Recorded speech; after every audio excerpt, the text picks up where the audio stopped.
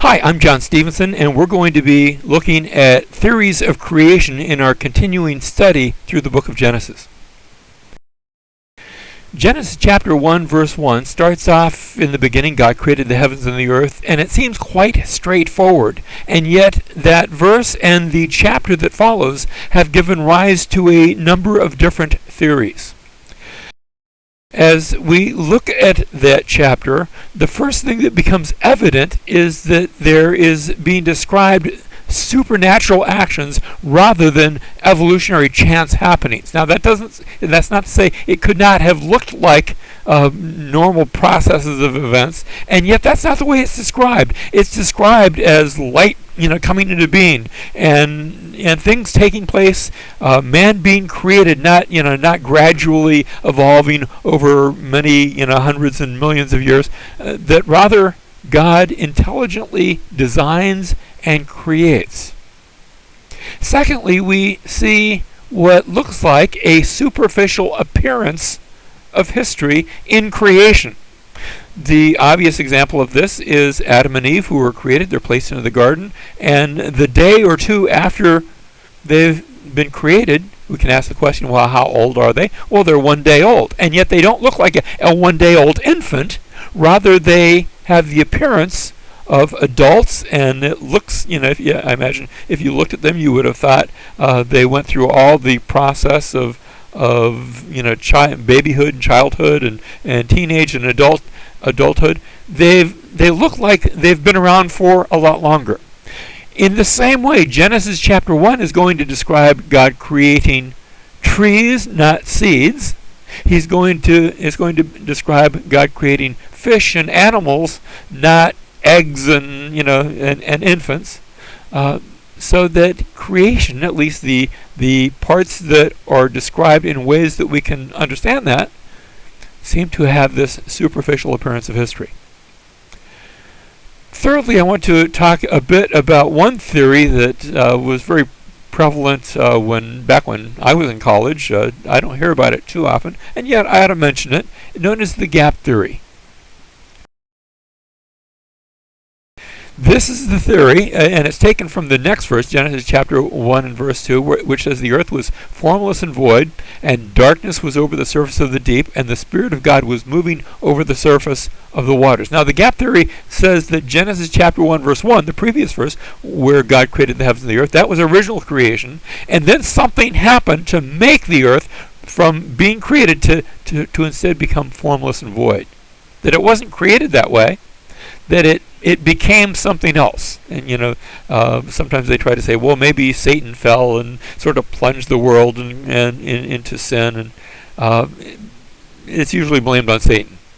And then the gap theory sees verses 3 through the rest of the chapter as 6 days, not of creation, but of recreation, as God now repairs the earth and brings it back to a habitable environment. The support for this, and we're going to look at both the support and the objections to this theory. One area of support is that Genesis chapter 1 verse 2, it is claimed that the Hebrew word hayata, which means the earth was without form and void, it's claimed that this can be translated became, so that we could read that the earth became without form and void, but that it wasn't originally that way. The problem with that is that's not the normal rendering of that Hebrew verb. Hayata normally almost always is translated just it was. That's the way it was. A second argument in favor of this theory is the Hebrew phrase tohu wabohu, translated in our translation formless and void. We're going to talk about that next time. That those words constitute a destruction which take place after God's original creation, and that those two words together, are used in Jeremiah chapter 4 verse 23 and in Isaiah 34 verse 11, where you see described a destruction, where Israel is laid waste by her enemies, and it said, "See, it must have been a destruction." However, tohu wabohu can just as easily describe either an unconstructed state or a desolate state. In fact, we're going to look next time at a place where tohu is used in Deuteronomy to describe the desert.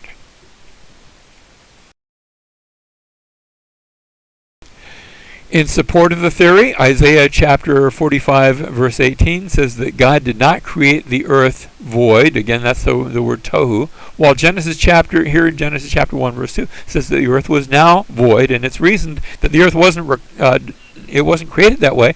It must have become that way after its original creation. The problem with that is that Isaiah 45:18 is just telling us God's intention for the earth in its completed form, that it would not, at the end of it, creation be tohu, but that it was designed to be inhabited. And so the prophet is looking at the whole creation account and just stating the purpose of creation. In support of the theory, it's argued that the darkness which characterized the formless and void condition is indicative of evil, because darkness is evil and light is good, except that in Genesis chapter 1 we have cases where God sees the light and the darkness, and he calls them day and night, and he says the whole thing is good. Darkness does not always indicate evil.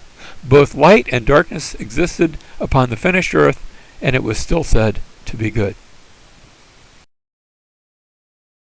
So we can look at, and I really feel we can dismiss, the gap theory.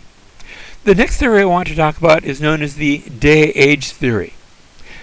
This is the theory that says that the 6 days of creation constitute 6 ages, that we're not to take that word day literally.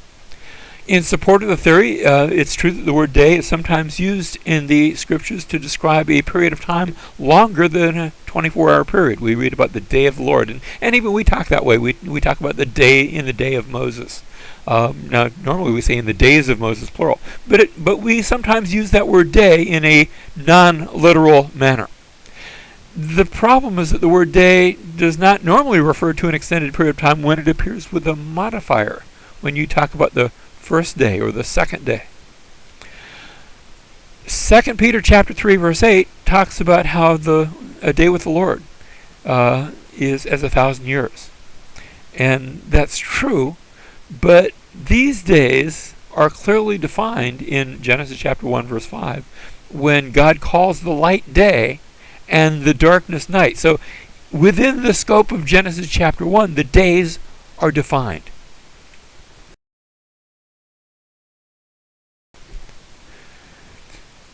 It's argued that the sun and the moon are not created until the 4th day, and that indicates that the previous days are not to be taken literally. And that's a good point, except that the very purpose of the sun was to rule over the day, while the purpose of the moon was to rule over the night. So even when I come to the 4th day, the purpose of those luminaries are to rule over the literal day and the literal night.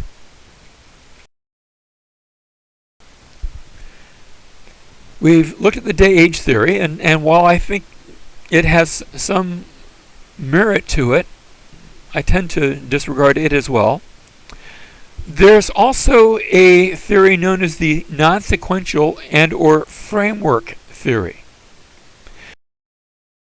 This theory, and I'm going to use the terms unformed and unfilled that we find in Genesis chapter 1 verse 2, but this theory looks at just what takes place on each day. And notice on day 1 you have the bringing forth of light, and then day 2 God makes a division between the waters which are below the heavens versus the waters which are above the heavens, and water and sky are divided. And then on day 3 he brings forth dry land and vegetation. Now that's just in the passage. We come to day 4, and the light bearers, the sun, the moon, and the stars, are all made. And notice how there's a link up between what takes place on day 1 and day 4. That on day 1 you had light. On day 4 now we have the light bearers. On day 2 you had water and sky divided. On day 5, the things that go in the water and the sky, the fish and the birds are created to fill the water in the sky. On day 3, you have dry land and vegetation. As we come to day 6, the things that go on the dry land, the land animals, and mankind himself are created. So that there's a certain structure to the entire chapter. Now, that observation is true whether we believe it to be literal or we believe it to be a framing device for the passage. And of course, on the 7th day, God rests.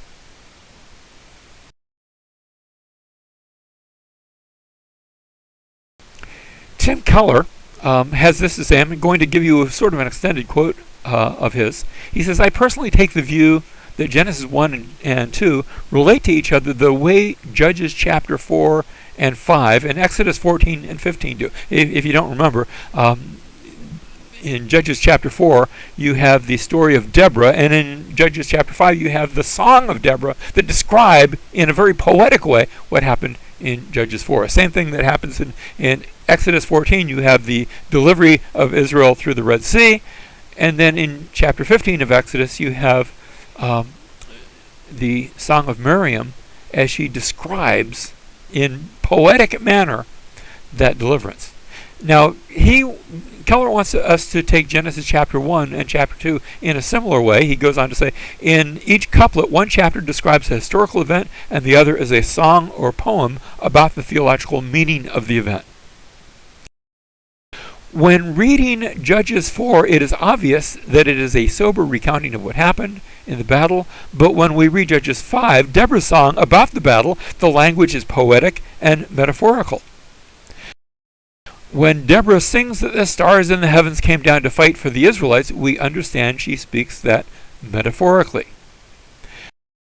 I think, he says, now this is Keller thinking this, not myself. Keller says, I think Genesis 1 has the earmarks of poetry and is therefore a song about the wonder and meaning of God's creation. Genesis 2 is an account of how it happened. I find his opinion interesting and worthy of mention. However, Genesis chapter 1, even though there is a structure to it, it's not really poetry in the same sense of the two examples that he gave. Finally, we come to the literal interpretation, and that's just taking the passage as it stands. I'm inclined to do it that way, and yet perhaps there's a caveat. I'd like to tell you a story about the 7 days of Paula. I first saw her when she was giving her testimony before 1,700 students. Didn't talk to her, just saw her up on the stage, and I remember thinking, she looks nice. That was day 1. Day 2, I happened to be sitting in the college snack shop and was asked if I would come out and give the gospel to some young men who had been invited over to the school. We sat out by the fountain, and among the group there was that same girl. I'm not even sure if I remembered her, put it together at the time, but she was sitting off to the side, and it registered. Day 3, I was getting into the elevator of the college, and the elevator doors opened, and there she was. And between the 5th and the 1st floor, we were the only ones in the elevator, and I asked if she would go to a Bible study with me. Asked her out, and she said no. But she didn't have a good excuse, and so she ended up going with me. And day 4, I told her that I loved her. She wasn't sure what to make of that. It was coming a little fast. Day 5, I asked the question. I started to ask, will you marry me? She got the sense the question was coming, and she got up and ran into the other room, and when she came back, I said, well, just for that, you're going to have to ask me. Day 6, she became my wife. And every day since has been day 7. Now, I've just told you the story about how I met and married my wife, and we were celebrating 42 years now. And I gave it to you in the formula of 7 days, but they were not 7 consecutive days. You see, it was actually a year, and in fact it was a year to the day from the time that first day took place to the time that day 6 where we became husband and wife. But I used the day formula as a way of telling the story, and each of those were literal days, and yet they were not necessarily consecutive. When we look at the Genesis story, it might be that we have, yes, 7 literal days, but they aren't necessarily consecutive.